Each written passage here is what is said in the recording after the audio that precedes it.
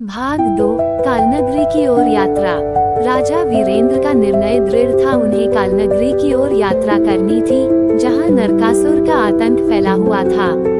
उन्होंने अपनी सेनाओं को छोड़ दिया और अकेले, बिना किसी हथियार के, यात्रा शुरू की। उनका रास्ता कठिन और खतरनाक था, लेकिन उन्होंने अपनी राह में आने वाली हर चुनौती को स्वीकार किया। पहले दिन ही वह घने जंगल में पहुंचे, जहां भयंकर जंगली जानवरों का डर था। राजा ने बिना घबराए अपनी बुद्धिमत्ता से रास्ता निकाला और जंगल से बाहर आ गए। जंगल के बाद एक विशाल नदी थी, जिसके पार जाने का कोई रास्ता नहीं था। मगर राजा वीरेंद्र ने हिम्मत नहीं हारी। उन्होंने पास की पहाड़ी से एक लटकी हुई रस्सी देखी और उसी के सहारे नदी को पार किया। रात का समय आया तो राजा एक खंडहर में विश्राम करने के लिए रुके। वहां उन्हें एक अजीब आवाज सुनाई दी, जैसे कोई उनका पीछा कर रहा हो।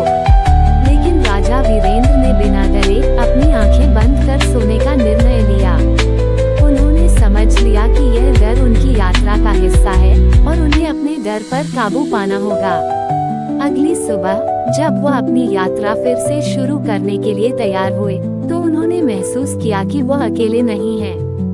उनके साथ अब एक अलौकिक शक्ति है, जो उन्हें हर कदम पर मार्गदर्शन दे रही है। अब वो कालनगरी के नजदीक पहुंचने वाले थे और उनका साहस और बढ़ चुका था। अगले भाग के लिए सब्सक्राइब करें।